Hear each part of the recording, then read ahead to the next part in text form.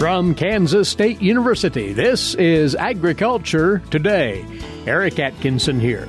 Coming up today during our weekly cattle market segment, Lee Schulz of Iowa State University will offer his thoughts on post-Labor Day domestic beef demand and on the cull cow market outlook for this fall. Then from the American Veterinary Medical Association, Matt Salois will talk about the state of Livestock Veterinary Services in rural areas and how telemedicine fits in. He was the featured guest on a recent Cattle Chat podcast from the K-State Beef Cattle Institute. And on this week's 4-H segment, K-State's Beth Hinshaw joins Jeff Wickman to look ahead to the 48 Hours of 4-H Community Service Projects in October. All that and more right here on Agriculture Today. A social distancing tip. Putting distance between yourself and others is critical to slowing the spread of coronavirus. So here are ways to stay in contact without the physical contact part. Call, send a text, set up a video conference, post on social media, dedicate a song on the radio. If you have symptoms of fever, dry cough, and shortness of breath, call your healthcare provider before going to their office. For more info, visit coronavirus.gov. Let's all do our part, because we're all #alone together. Brought to you by the Ad Council. You are tuned in to Agriculture Today. Well, we'll turn now to a livestock economist out of Iowa State University for his thoughts and input on the cattle markets. Lee Schulz is with us once more from his office in Ames. Lee, it's sort of a quiet scene on the cattle trade as of this past week, but what we can talk of was to the bearish side of things as we saw fed cattle prices retreat a tad, at least in the central and southern plains. That's what we really seen this last week. I think early on in the week, we seen live prices in that 106 range, dressed 167. By late in the week, we were about $2 lower for each. And so I think, we were about $2 to $4 lower for the week. That really matches, I think, what we've seen in the futures market. We look at cash and futures, at least here in Iowa, we're about par with the board. I note that that's similar to what we've seen in 2018. That's not necessarily good because we did see rather weak basis levels in 2018. So, I think it's important to kind of take note of that, especially with the fed cattle situation. I know there's a lot of debate of what that backlog really is. I think some producers are certainly current right now. Some aren't. And if, we have that backlog here in the Midwest, I think that will continue to pressure those cash prices. And that really is the story here in the absence of any other dominant market drivers. It is all about inventory at this point, isn't it?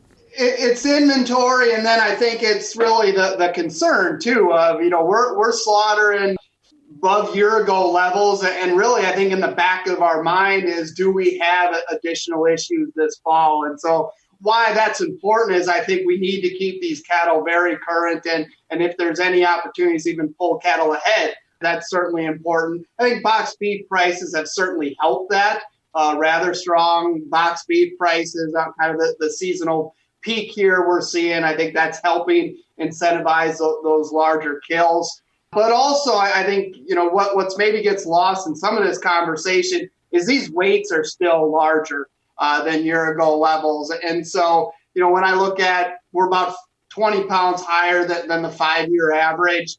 So that's increased tonnage. And even though we may be current in some areas, those weights are still much larger. And so that could be some challenges as we work through the fall here. You bring up boxed beef, and of course, immediately ahead, the Labor Day holiday, and the beef in the retail sector has largely been sourced for that occasion.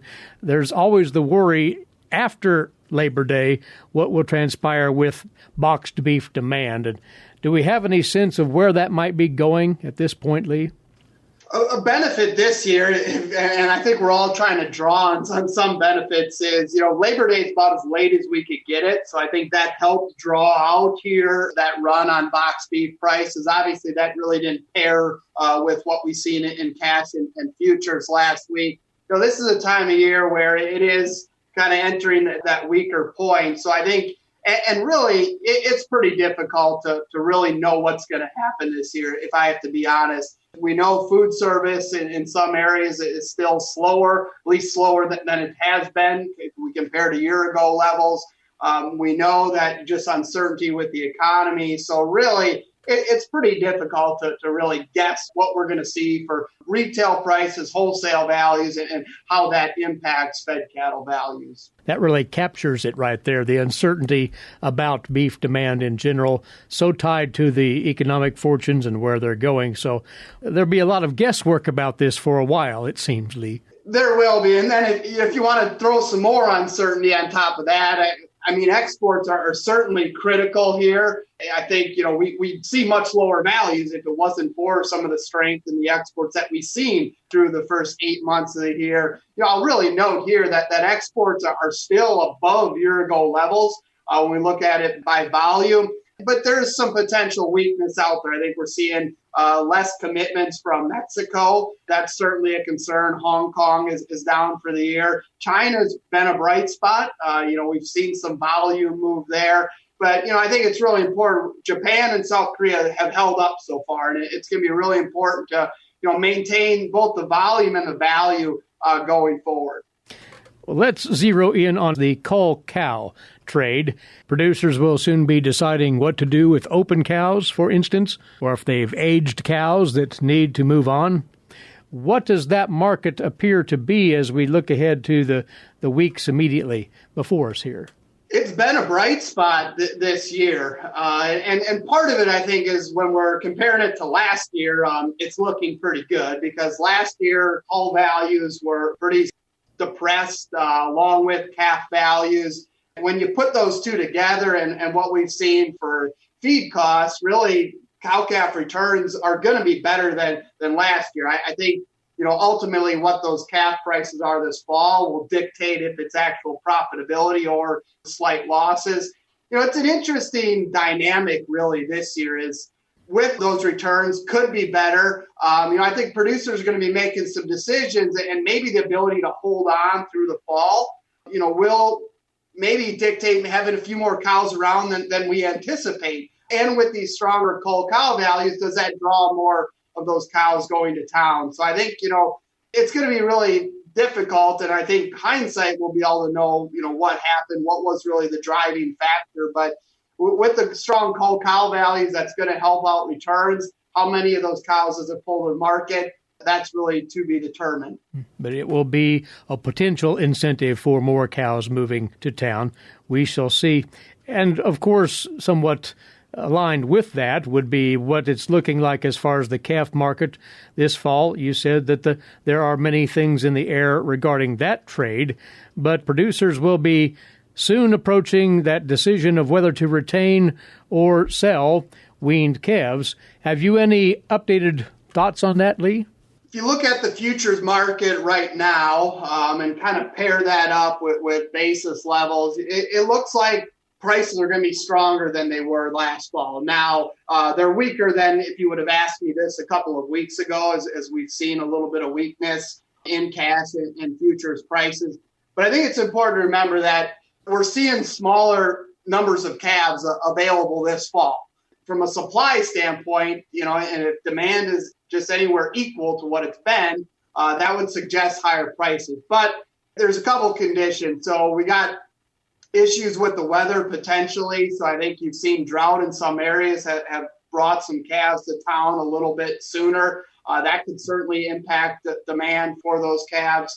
And just the overall uncertainty, I think it is weighing a little bit on this market. And that's really what's weighing on the futures market. And so, I think right now we could see prices at par, a little bit better than year-ago levels. Importantly, that's a lot better than maybe what we assumed 4, 5, 6 months ago. And so that is an improvement there. But what I've been telling producers is you really got to maintain some flexibility this fall because we might see a run on calf prices. It may be a time to market those calves. But with relatively low feed costs, it may be the year to hold on to those calves and capture even more value that was lost since the beginning of the year. And to build upon that, as you look at the extended returns to finishing cattle, those will hopefully be more appealing as all the numbers would have it. So that might be even further incentive for retaining ownership. And how that all might come together is still to be determined, but something to contemplate, Lee. It certainly is. And, I think if you would have asked me in the heart of the pandemic, or at least when it was severely impacting cattle values back in, April, May, June, if we'd see any profitability this year for cattle finishing, I probably wouldn't have made that bet. Yeah. But it looks like here, as we're getting into the fourth quarter, there is the opportunity for some. Now, that's going to take maybe a little bit more strength in fed cattle prices. But remember, we're getting into the time period where we're marketing those calves that were placed in April, May, and June. And so with those lower placement costs, we're seeing much lower break-even levels. And so I think, we could see some profitability here. If we do see that, if it's sustained, that certainly could add on to that demand for calves. And lastly, as we look to the trading week immediately before us, again, the Fed trade gave up a couple of dollars last week. The feeder cattle auctions showed some weakness. Is that the end of it, or might we see these markets fall back a little further this week? What? I think a lot of the buying for Labor Day is already done. I think that's really what was shown in the boxed beef trade. It was really pretty flat as we got to the end of the week.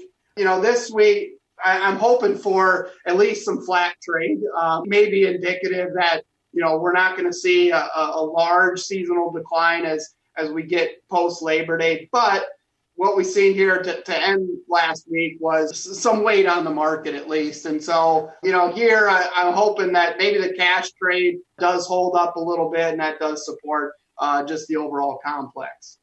Very well. Well, we always appreciate your observations on these markets, and we'll touch base again soon, Lee. Thanks to you. Thank you. He's along with us regularly for our cattle market segment here on Agriculture Today. He's out of Iowa State University, livestock economist Lee Schulz. We'll return with more on the K-State Radio Network. What is radon? Home exposure to radon gas is the leading cause of lung cancer death in the United States for non-smokers. In Kansas, 1 in 4 homes will test at or above the EPA action level. The Surgeon General recommends all homes be tested and fixed if necessary. Visit kansasradonprogram.org for more information. Test, fix, save a life. This message brought to you by the Kansas Radon Program, the Kansas Association of Broadcasters, and this station. You're tuned in to Agriculture Today. The availability of livestock veterinary services in rural areas remains a persistent issue in states like Kansas. Now, modern technology has added another layer to that discussion. Will livestock producers have access to critical herd health services via a local veterinarian? And can the advent of telemedicine ease some of those concerns? These were talking points on a recent Cattle Chat podcast out of the Beef Cattle Institute here at K-State, with input from a special guest, the chief economist with the American Veterinary Medical Association, Matt Salois. He joins veterinarian Bob Larson, cow-calf specialist Bob Weber, and veterinarian Brad White. We're going to talk some about especially rural practice as it serves cattle producers, rural veterinary practice. And we've been a part of the Veterinary Service Grant Program through USDA, and I've actually received one of those grants that has helped fund some of the work that we've done. And we'll talk some about that today as we look at some of the rural veterinarians and what are some of the drivers in compensation, satisfaction, turnover in those practices. One of the things we did this spring was we did an informal student survey of students in veterinary school and asked them what did they identify as some of the biggest issues in rural practice. The top issues that they identified, and I put these in order based on how the students ranked them: finding and managing employees, changing clientele, client communications, mental health, having enough business acumen, and some emerging issues like either foreign animal disease or antibiotics. And I will say this survey was done in January, so pre-COVID. Matt, are these some of the same issues that you, like if we compared this, I know you interact more with practitioners, just speculate a little on how this would compare to a list from practitioners. Yeah, it squares up pretty closely, I think. Certainly true pre-pandemic, and it's true now. One of the biggest concerns or challenges I've heard from practice owners, and it's just recruiting and retaining talent within the practice. Hiring new veterinarians as well as other veterinary professionals within the practice has been a challenge for quite some time, as the labor market in veterinary medicine as well as in general pre-pandemic has been very, very strong. Yeah, so we talked about the number of graduates, but right now the number of jobs available outstrips the number of graduates. So there's a higher demand than a supply of graduates. And then we still look at the veterinary practice in the rural community is wanting to get those good employees as well. Those are some of the challenges. What are some of the opportunities? And Matt, tell us what opportunities do you see as far as rural practices, or do you see some changes, or do you see some things evolving as we go through the next few years? Yeah, I think we're in for some significant change in evolution in rural and farm production medicine, as well as just in veterinary medicine more generally. I think we're in the midst of a tectonic shift in demographics in our profession that have been well underway for quite some time. And one of the things that we're shifting is in generational cohort. For the first time this year, as we're tracking the data, there are more millennials than boomers in veterinary medicine. And this is particularly, interesting when you look at production. It has the largest share of veterinarians that are 60 or over currently active, over 45%. And I think what that translates to is, some significant change in culture and mindset in veterinary medicine and production medicine in particular. And I think for young grads, there's an opportunity here, as a lot of these older veterinarians go into retirement, there's going to be some significant leadership opportunities that will be opening up in the near term. And I think it's important to, stay connected to our established experienced veterinarians, engage in mentoring and learning experiences with them because there's a lot of institutional knowledge there. And that will translate, I think, into a very successful career going forward. But as we think about moving forward, and we've had to do some things through the COVID process where we've learned about remote communication, telemedicine is how do I look at, diagnose, or manage cases or topics electronically or virtually. And Bob, I may want to set you up and first ask a little bit about some of the legalities, and I want to get Matt's opinion from his perspective. Well, there are some interesting legalities that maybe producers don't think about it. Veterinarians are licensed by their individual state, which allows them to practice in that state. And a lot of practitioners have more than one license, depending, so if I live close to where I can spend some time in Nebraska, some time in Kansas or whatever, I'll have, 2 licenses. So that means that if I'm in Kansas and somebody has some cattle in Colorado and they want to send me some pictures and ask my opinion, that would be practicing in Colorado. And if I don't have a state license to do that, I am not allowed to do that. So there are some legal limits, and it's because each state basically, in an effort to protect their consumers, they have some regulatory oversight over the practice of veterinary medicine. And telemedicine specifically, the regulations differ by state. I know, Matt, you've done some discussions on telemedicine. What are some of your thoughts, maybe even from an opportunity standpoint? Yeah, I think there are some significant opportunities with it. I mean, it's an emerging technology still, but I think, if you look at areas like equine and production medicine, they've been leveraging it for a lot longer than some other aspects of our profession, like in small and companion side. One of the statistics I've heard in the last few months as we navigate through our pandemic, and I don't have the real data points on it, but something like there were more enrollments in telemedicine and veterinary medicine in the first 3 months of the pandemic than there were all last year, or something to that effect. And I think that was obviously a response strategy to quarantines and social distancing. But I think, it's got great opportunities to enhance what veterinarians do so well, which is deliver veterinary care to animals in need. Yeah, and Weber, would this fit in with some of the stuff that you want to see from a producer perspective? Yeah, I think it really does. And I remember back as growing up in Colorado, we had a veterinary practice that our family did business with. It happened to also be the veterinary science 4-H project leader. And I learned a lot in that project. And one of the key things, and I suspect veterinarians still find very helpful, is when you call your veterinarian. So there's been maybe more telemedicine historically in large animal species than a number of others because of the remoteness of many of our operations. And this was pre-cell phone too. So you had to give a verbal description of what was going on with your animal, and it largely to determine, well, is this an emergency? Do I need to load the animal and immediately haul it to the clinic, which in our case was about 50 miles away?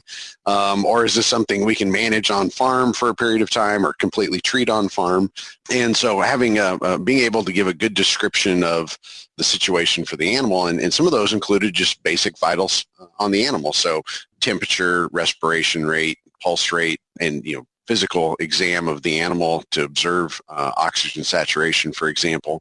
If you can give a good description of those vitals and some other situational awareness sort of things, your veterinarian can do a lot better job helping diagnose that case and provide input on, this really is an emergency, bring the animal in, or this is something that, if we've got a relationship, he can provide instruction for treatment on farm and so forth. So I think there's a huge opportunity, particularly in the digital age, where now we can provide, photos and video via cell phone to really enhance, veterinary care of animals in a really timely way. Because, in some cases, that hour drive may make the difference between life and death for that animal. And if we can provide some care on farm before we depart, for example, that aids in outcome of that animal, we've got a lot better care that we can provide to livestock. And Matt, you mentioned some of the changes, and we're on the early forefront of it. Are there other opportunities that you see as we go forward with telemedicine, or specific areas that you would think about if I was a producer or a veterinarian, that I should think about, here's something I should start doing right now? Yeah, absolutely. I think that the key is making sure it's integrated with your business strategy. So, don't engage in a FaceTime call and call that telemedicine necessarily. I think, we want to make sure it's connected to the economics of the practice. That's key, and there are platforms that do that. We're getting close to publishing some work here that we did on consumer willingness to pay, the pet owner in particular, on telemedicine, and they are. What's interesting, though, is they're more willing to pay for telemedicine when it connects them with their veterinarian. And this is really important because, I've heard some pushback or concerns telemedicine could replace veterinarians as, pet owners, animals, they could be connected with a veterinarian anywhere. And while that's true, the bottom line is pet owners want to be connected with their veterinarian. And this is interesting. And I think regardless of whether you're small, large animal, the most valuable asset a veterinarian has is their relationship with the client. And telemedicine, I think if we look at through it just a narrow lens of our ability to provide veterinary services, that's narrow. What it can also be is an instrument to expand that relationship with the client, that connectivity. And I think that's where the real value and opportunity is. Along with K-State's Bob Weber, Bob Larson, and Brad White, Matt Salois. He's the chief economist with the American Veterinary Medical Association. We'd urge you to take in the entire podcast. You can find it at ksubci.org. Once more, that's ksubci.org. We'll be back shortly with more on Agriculture Today. Did you know every Kansas farmer feeds 128 plus people? Kansas farmers are hard workers, dependable, authentic, and sensitive. Not only do farmers put food on your table, but they put clothes on your back and fuel in your car. For more information about Kansas farmers, visit K-State Research and Extension online or stop by your local Extension office. This message has been brought to you by the K-State Animal Sciences Leadership Academy participants. Broadcasting from the campus of Kansas State University, this is Agriculture Today. Welcome back. Eric Atkinson here. And now to today's agricultural news headlines, courtesy in part of DTN.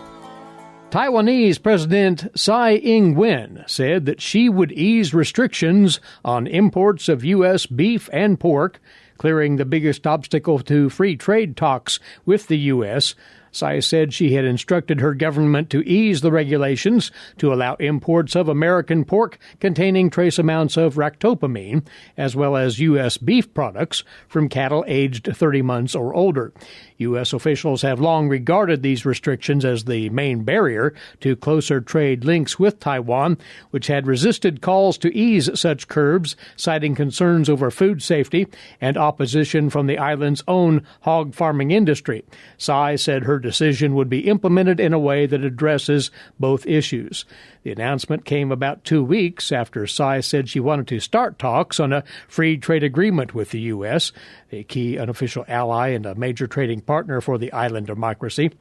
Now, her pursuit of closer trade links, part of an effort to strengthen ties with the U.S. and resist coercion from China, Taiwan's largest trading partner and whose ruling Communist Party claims that island as its territory. The U.S. is Taiwan's second largest trading partner, two-way trade in goods and services amounting to about $94.5 billion in 2018, according to U.S. government data.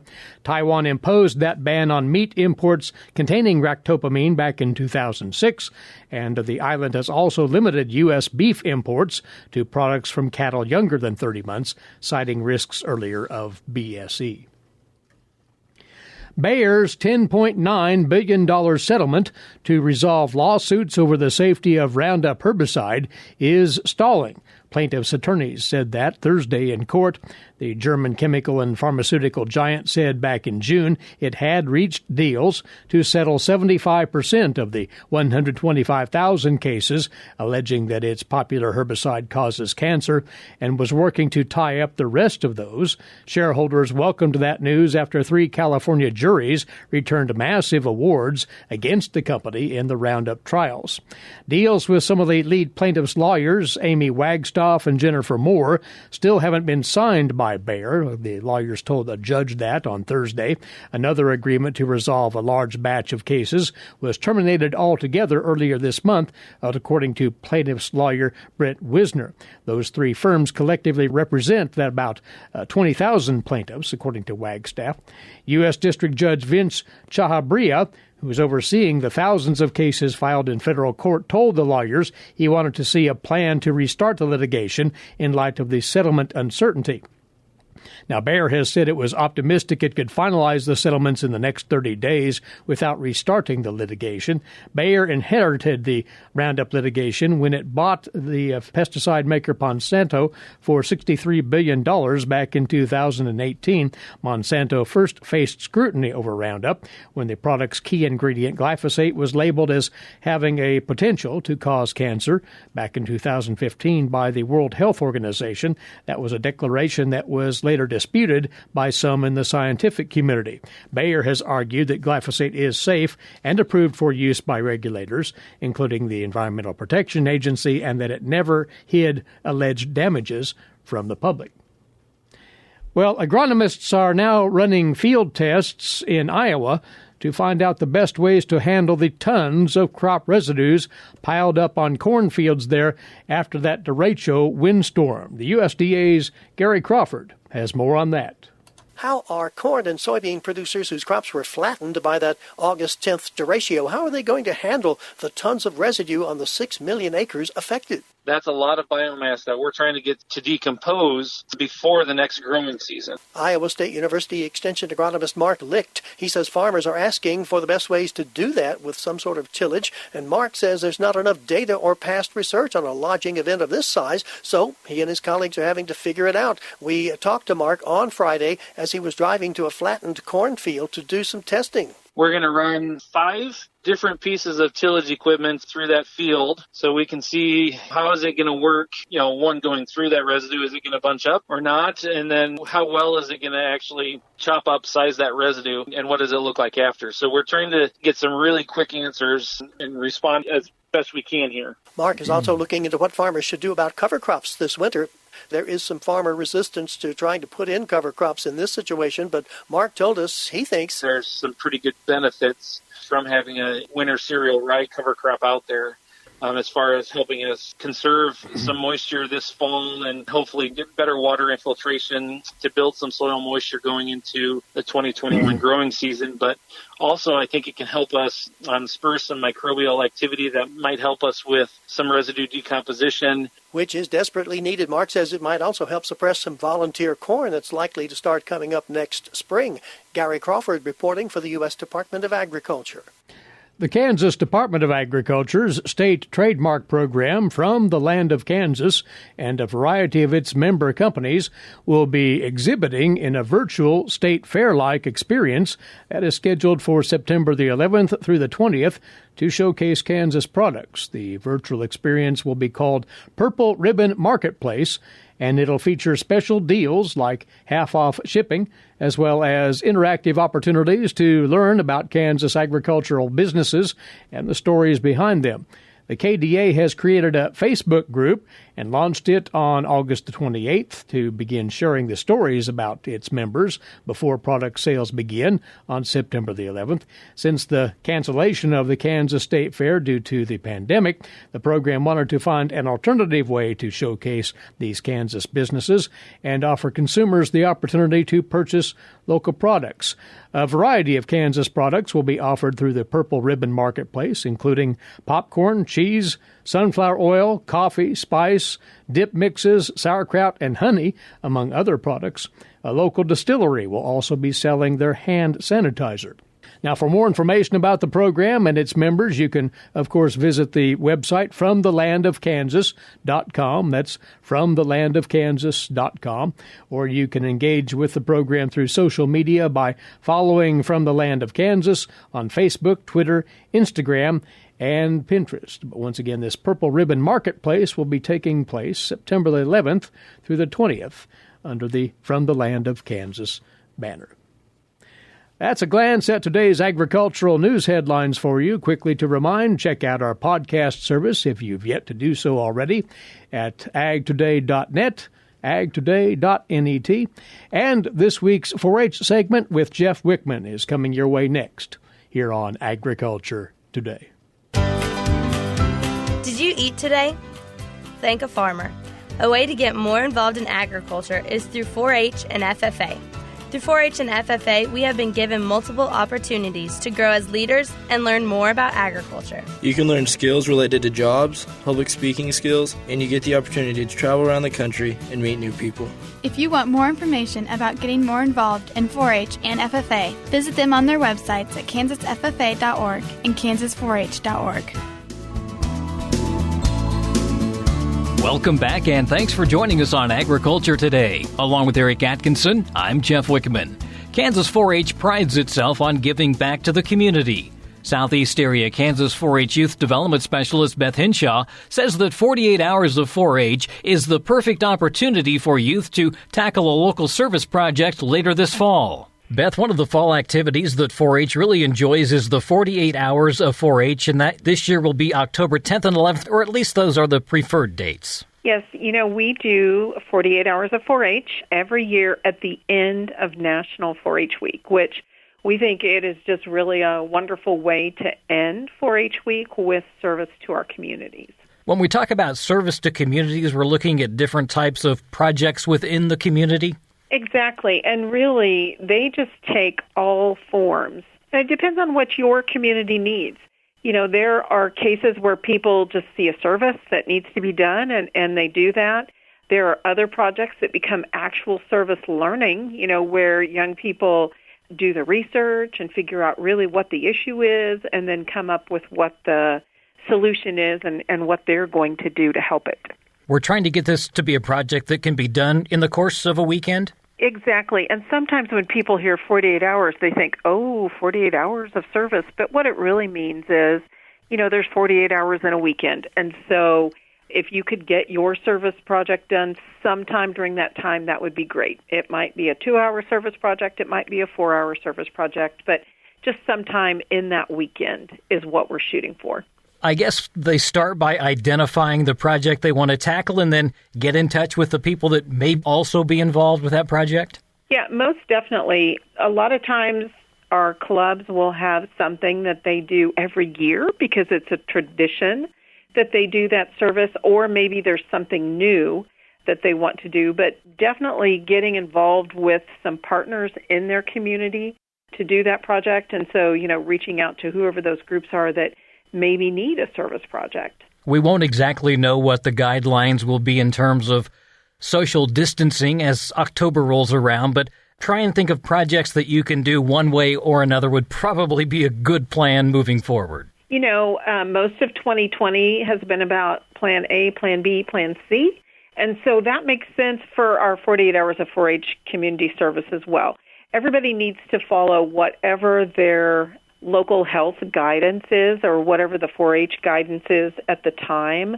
But I think there's probably plenty of things that we'll be able to do one way or the other to serve our communities. If I remember right, a lot of these projects are outdoor projects. Exactly. When we look through the list, because we have people report what they do each year, but there is all kinds of beautification projects that happen.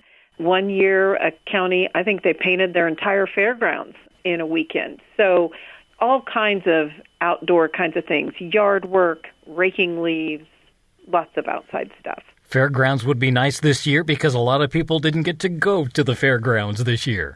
Yeah, wouldn't that be an awesome way to ring in the 2021 fair with a freshly painted fairgrounds? I think a lot of these other projects also involve kind of craft-like work. It all depends. Probably our number one project that people do are collections. So it might be that they're collecting cans of food or, other non-perishable food. Or we have a number of groups that collect for their local animal shelter.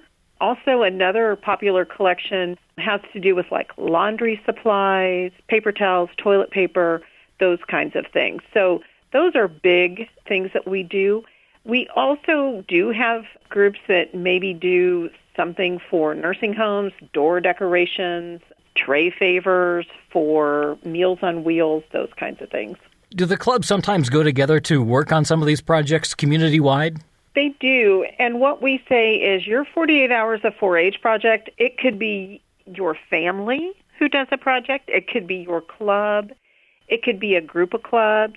We also have a couple of extension units who come up with 2 or 3 projects that the extension unit would be offering, and then clubs or 4-H families can decide on which of those offerings they want to take part in.